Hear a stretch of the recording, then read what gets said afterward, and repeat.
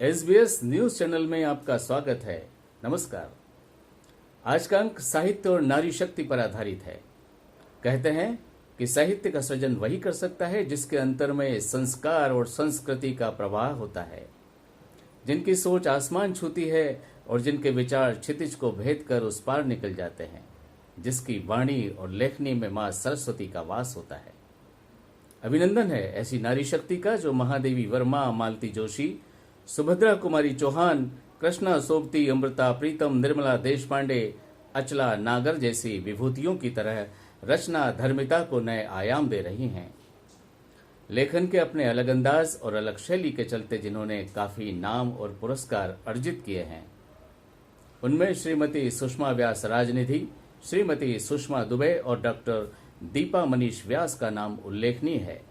आइए सबसे पहले जानते हैं लेखन की लगभग सभी विधाओं में सिद्धहस्त श्रीमती सुषमा व्यास राजनिधि की रचना यात्रा के बारे में। जय श्री कृष्ण। भगवान परशुराम और ऋषि वेद व्यास के वंशजों को मेरा सादर प्रणाम। मैं सुषमा व्यास राजनिधि इंदौर से एक लेखिका, कहानीकार और कवित्री। मैं शब्द नहीं भाव गढ़ती हूँ, शब्दों की माला में भावों को पिरोती हूँ।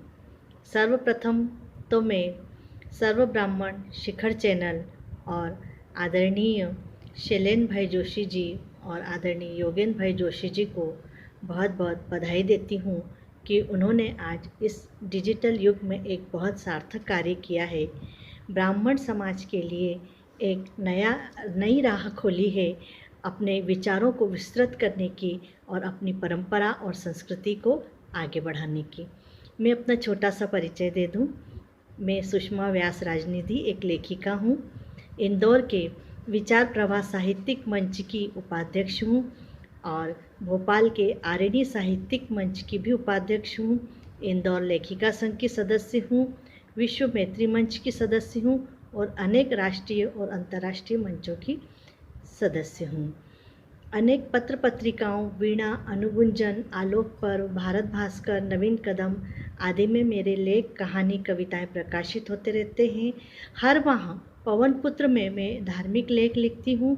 प्रदेश वार्ता डिजिटल पोर्टल में मेरे सफल नारी पर साक्षात्कार हमेशा प्रकाशित होते रहते हैं और मैं अनेक राष्ट्रीय और अंतर्राष्ट्रीय मंचों पर संचालन और काव्य पाठ कर चुकी हूँ। दिल्ली की प्रतिष्ठित संस्था मुक्तांगन में मैं काव्य पाठ के लिए आमंत्रित हो चुकी हूँ। राष्ट्रीय पुस्तक मेले में भी मैं काव्य पाठ के लिए आमंत्रित हो चुकी हूँ तथा साथ ही अभिनव संस्था इंदौर की 13 घंटे चलने वाले सतत काव्य पाठ में भी मुझे आमंत्रित किया गया था। इंदौर लिटरेचर फेस्टिवल में भी मैंने संचालन और परिचर्चा में मेरी प्रस्तुति थी, उसमें भी मुझे आमंत्रित किया गया था। अनेक साहित्यिक संस्थाओं में, प्रतियोगिताओं में मुझे अनेक पुरस्कारों से सम्मानित किया जा चुका है। अनेक संस्थाओं में जैसे क्षितिज संस्था और विचार प्रवाह इंदौर लेखिका संघ में भी मुझे वाचन के लिए सम्मानित किया जा चुका है। विश्व रचनाकार मंच दिल्ली से मैं महादेवी वर्मा पुरस्कार से सम्मानित हो चुकी हूँ। ये मेरी साहित्यिक यात्रा महज 4 साल की है। 30 साल पहले मैं कॉलेज में अच्छी डिबेटर रही हूँ, लिखती भी रही हूँ, परंतु शादी के बाद परिवार और बच्चों में व्यस्त हो गई। और लेकिन मेरे मन में हमेशा कुछ न कुछ समाज के लिए कर गुजरने का हमेशा मन में यह मुद्दा रहा कि मैं हमें कुछ न कुछ अपने समाज को दूँ। और इस तरह जब डिजिटल युग आया और मेरे हाथ में मोबाइल आया तो मैंने लिखना प्रारंभ किया।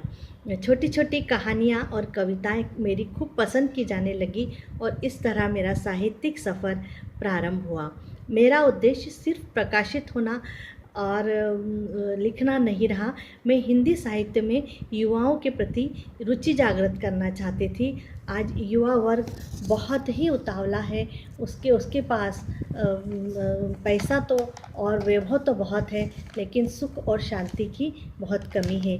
हमारे शास्त्रों में भी कहा गया है कि तरे वोपी ही जीवंती, तरे वोपी ही जीवंती, जीवंती मृग प्रक्षिणः स जीवति मनो यस्य मन नेन ही जीवति। अर्थात जीवित रहना ही हमारा मात्र उद्देश्य नहीं है। जीवित तो पशु पक्षी और वृक्ष भी रहते हैं, केवल उसी का जीवित रहना सार्थक है जो विचारपूर्वक जीता है। तो हमारा साहित्य तो ज्ञान का भंडार है, पूरा ज्ञान का सागर है। जीवन की गाड़ी बेहतर चलाने के लिए अच्छे विचार और अच्छा चिंतन आवश्यक होता है। युवाओं का हिंदी के प्रति अरुचि होने में कहीं न कहीं हम भी जिम्मेदार हैं। हमने उनके हाथ में मोबाइल और कार की चाबी तो पकड़ा दी, परंतु पढ़ने लिखने और मनन करने की प्रवृत्ति से उन्हें दूर कर दिया। उन्हें पढ़ने के लिए प्रेरित करना और जागृत करना ही मैंने अपनी महती जिम्मेदारी समझी है।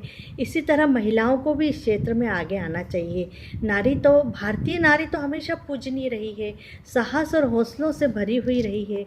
चाहे वो महारानी लक्ष्मी और दुर्गावती हो, ममता की मूरत, मदर टेरेसा हो, महादेवी वर्मा हो, या कहानियों से जागृत करने वाली मालती जोशी हो।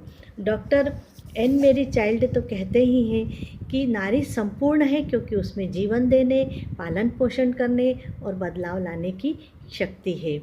जॉन हॉबर्ट ने कहा था, एक माँ 100 अध्यापकों के बराबर होती है। तो एक नारी ही हमारे देश की संस्कृति, परंपरा और रीति रिवाजों को कायम रखती है। और ब्राह्मण समाज में तो अरुंधति, अनुसुईया और माँ अहिल्या जैसे विद्वान नारियाँ भरी पड़ी हैं। स्त्री तो स्वयं निर्माण करता है, स्वयं में एक कविता है, एक ग्रंथ है।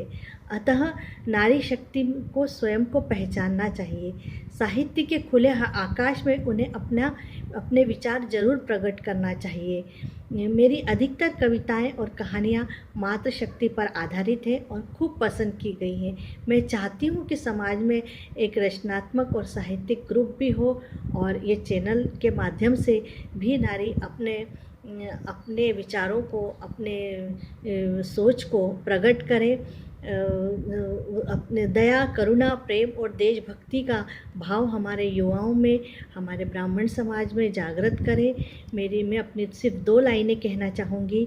नारी कभी न घबराती है, जीवन की कठिनाई को अपनाती है, विजयी भारत नार है, संसार बदलने चली है, नई दिशा दिखला रही है, भारत का रुख बदल रही है, ये नया नवेला देश है, ये उगते सूरज का संदेश है, ये नया नवेला देश है, ये उगते सूरज का संदेश है। धन्यवाद। श्रीमती सुषमा दुबे ने पत्रकारिता के साथ ही साहित्य का सफर शुरू किया और फिर साहित्य को इस तरह अपना लिया कि अब वे लगभग हर विधा में कलम चला रही हैं। सर्व ब्राह्मण शिखर चैनल देख रही सभी मातृशक्तियों एवं ब्रह्म शक्ति को मेरा सादर वंदन, अभिनंदन। सबसे पहले बधाई देना चाहूंगी आदरणीय शैलेंद्र जी जोशी, योगेंद्र जी जोशी और रंजना जी को, कि उन्होंने ये चैनल शुरू करके एक नई शुरुआत की है, और आशा है कि यह चैनल हमारे संस्कार और संस्कृति और परंपरा को आगे बढ़ाएगा। अब मैं अपना परिचय दे देती हूँ। आपके बीच उपस्थित हूँ इंदौर से मैं सुषमा दुबे। विगत 25 सालों से मैं साहित्य से जुड़ी हूँ और धीरे धीरे करके साहित्य की हर विधा में लिखने की कोशिश की है। घर गृहस्थी और स्कूल भी संभाला है। हमारा स्वयं का स्कूल था हाथोद में, उसको संभालते हुए आगे बढ़ी। फिर पत्रकारिता से जुड़ी, वहाँ जाकर भी बहुत अच्छा लगा। और उसके बाद आकाशवाणी से जुड़ी, रंगमंच से जुड़ी, और इस तरह से मेरी यात्रा चल रही है। और इसमें कुछ भी बहुत ज्यादा सोचा समझा नहीं था, लेकिन हाँ, सपने जरूर देखे थे मैंने कि हाँ, मुझे जीवन में कुछ हासिल करना है, कुछ जरूर पाना है। और धीरे धीरे धैर्य के साथ, ऐसा नहीं कि जल्दी में सब कुछ पा लेना जैसा कई लोग सोचते हैं। धीरे धीरे करके मेरी यात्रा चल रही है और मैं नई नई टेक्नोलॉजी भी सीख रही हूँ, क्योंकि अपडेट रहना भी जरूरी है। और क्योंकि ये मातृशक्ति के लिए मुझे बात करनी है आज, तो मैं यही कहना चाहूंगी मातृशक्ति को कि अपने को किसी से कमतर ना समझे। सबसे पहली बात आत्मविश्वास रखें, स्वयं पर विश्वास रखें, और दूसरा टेक्नो फ्रेंडली रहे। टेक्नोलॉजी से अपडेट रहेंगे अगर आप, तो आप बहुत कुछ आगे कर पाएंगे। और रही बात साहित्य में रुचि की, तो अच्छा साहित्य पढ़ना बहुत जरूरी है अच्छा जीवन यापन करने के लिए। तो मैं यही कहूंगी कि हमारे यहाँ अखबार आता है, पत्रिकाएं आती है, और कुछ नहीं तो इंटरनेट पर भी आप सबके हाथ में एंड्रॉयड मोबाइल है, कुछ अच्छा अवश्य पढ़ें। एक कहावत है कि कुछ लिख कर सो, कुछ पढ़कर सो, जागा है जहां से वहां से आगे बढ़कर सो। तो ये बात हुई। दूसरा, अगर जरूरी नहीं कि सब साहित्य में लिखें या साहित्यकार ही बने, हमारी माताओं बहनों में बहुत सारा हुनर होता है। आप अपना जीवन याद कर लीजिए कि कहाँ आपकी तारीफ होती थी। क्या आप स्पोर्ट्स में अच्छी थी? क्या आप अच्छा भोजन बनाती हैं? क्या आप अच्छा मेकअप करती है? क्या आप बहुत अच्छे से साड़ी बांध लेती हैं? क्या आप बहुत अच्छे से हेयर स्टाइल बना लेती हैं? क्या आप बहुत अच्छे से कंप्यूटर चला लेती हैं? बहुत सारे हुनर है। मांडना, रंगोली, मेहंदी, आप इनके साथ आगे बढ़ सकती है। और आजकल तो इतने साधन हो गए हैं, आप सोशल मीडिया का उपयोग कीजिए इसके लिए अपने। आप अच्छा सिंगिंग करती है तो आप गाने गाइए कराओके के साथ। तो इस तरह से आप अपने हुनर को निखारिए और एक एक्स्ट्रा लाइए जीवन में कुछ। कई बार क्या होता है कि महिलाएं बोलते हम तो साधारण गृहिणी हैं, कुछ नहीं जानती। ऐसा नहीं होता है। हर महिला में कुछ विशेषता होती है और उस विशेषता को आगे बढ़ाना ही हमारा काम है। तो आप स्वयं को देखिए, परखिए और याद कीजिए कि किस मौके पर आपकी तारीफ हुई थी। मैं अपना एक उदाहरण दे रही हूँ कि जब मुझसे किसी संस्था ने मेरा बायोडेटा मांगा, किसी पुरस्कार के लिए चाहिए था उनको, तो मैंने उनसे अनभिज्ञता से कहा कि मैंने आज तक बायोडेटा नहीं बनाया है। बोले अच्छा आप 4-5 दिन में बना लीजिए। अब मैंने सोचा क्या बनाऊंगी, लेकिन जब मैं सबको लेके लिखने बैठी, दोनों बेटियां और मेरे पति को, तो हम लोग बढ़ते गए। मम्मी आपने ये भी किया है, अरे तुमने ये भी किया है, तुम ये भी कर सकती हो, तुमने इसमें ये किया। ऐसे करते करते मतलब 1.5 पेज का बायोडेटा बन गया। और मैं उस दिन फूली नहीं समाई अपने आप पर कि क्या ये मैं ही हूँ। तो इस तरह से हम लोग कई बार हम अपने आप को कम आंकते हैं, तो स्वयं को कभी कम नहीं आंकिए और अपने जो भी विशेषताएं हैं उसको पहचान कर खुद को नई पहचान दीजिए। सपने देखिए, अच्छे सपने देखना और उनको साकार करना आपके हाथ में है। और किसी के बहकावे में कभी नहीं आना चाहिए। अरे आप ये नहीं कर सकती, या तुम नहीं कर सकती, या तुम्हें कुछ नहीं आता, या इस तरह के जुमले महिलाओं को अक्सर सुनने में मिलते हैं। लेकिन इन सब को पीछे छोड़ते हुए हमको आगे बढ़ते जाना है और उसको चैलेंज के रूप में लेना है। मैंने तो हमेशा यही किया। जब किसी ने कहा तुम ये नहीं कर सकती, तो मैंने वो जरूर किया और करके दिखाया। तो इस तरह से मेरी सबसे यही विनम्र निवेदन है कि मैं चाहती हूँ कि हमारे समाज की मातृशक्तियाँ शिखर पर हो। सर्व ब्राह्मण शिखर चैनल के माध्यम से कहना चाहती हूँ कि वे शिखर पर पहुंचे और अपना नाम रोशन करे। जय श्री कृष्ण। अब बात करते हैं प्रोफेसर डॉक्टर दीपा मनीष व्यास से, जिनकी कलम से कहानी और कविताओं की निर्मल धारा बहती है। मैं डॉक्टर दीपा मनीष व्यास आप सभी को सादर प्रणाम करती हूँ। आप सभी लोगों का अभिनंदन करती हूँ।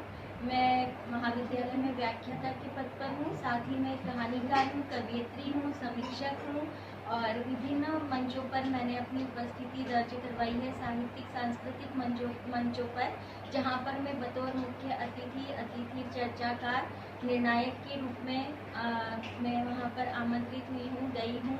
और मेरी कोशिश रहती है कि मैं समाज को साहित्य के रूप में बहुत कुछ दे जाऊँ और साहित्य के लिए मैं काम करूँ और समाज को कहीं न कहीं उससे जोड़ूँ। और मेरा अपना खुद का मानना है कि किसी भी समाज की जो नींव होती है वो उसका युवा होता है।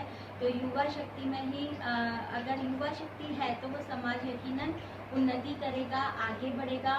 तो मेरा युवाओं से निवेदन है कि वे आगे आए और महिलाओं के लिए महिलाओं के लिए मैं ये कहना चाहूँगी कि ज़रूरी नहीं है कि आप बहुत ज़्यादा क्वालिफाइड हों या आपको बहुत सारी उपलब्धियां या सम्मान मिल चुके हों। कोई ज़रूरी नहीं है आगे आने के लिए। आगे आने के लिए बस आपकी एक इच्छा शक्ति की आवश्यकता है कि आपके अंदर जो हुनर है आप उसे पहचानिए, उस प्रतिभा को दुनिया के सामने लेकर आइए और समाज से अच्छा मंच आपको कहीं पर भी नहीं मिलेगा। तो ब्राह्मण समाज ने जो ये चैनल प्रारंभ किया है भाई शैलेंद्र जी और योगेन जी ने, तो मैं उनको बहुत बधाई देती हूँ, शुभकामनाएं देती हूँ कि उन्होंने बहुत अच्छा प्रयास किया है इस चैनल के माध्यम से और उम्मीद करते हैं कि आप सभी इसमें अपना सहयोग देंगे और युवा साहित्य से जुड़ेगा, समाज से जुड़ेगा और नई नई तकनीकों को साथ में लेकर चलेगा। और यूँ जैसे हम उपलब्धियाँ सम्मान की मैं अपनी बात करूँ तो मुझे वो अभी तो मैं सीख ही रही हूँ, तो मेरी उपलब्धियाँ और सम्मान तो मैं यही कहूँगी जो आप लोग हो, आप लोगों ने जो मुझे स्नेह दिया, शुभकामनाएं दी, वही मेरा सच्चा सम्मान है। और मैं आपको पुनः प्रणाम करती हूँ। मैं डॉक्टर दीपा मनीष व्यास आप सबको नमस्ते करते हुए विदा लेती हूँ और उम्मीद करती हूँ कि ब्राह्मण समाज के विकास में आप सभी सामने आएंगे, आगे आएंगे।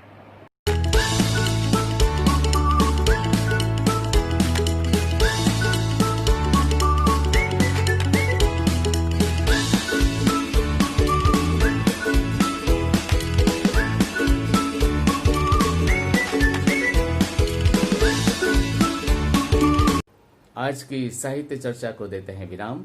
मिलते हैं अगले अंक में। नमस्कार।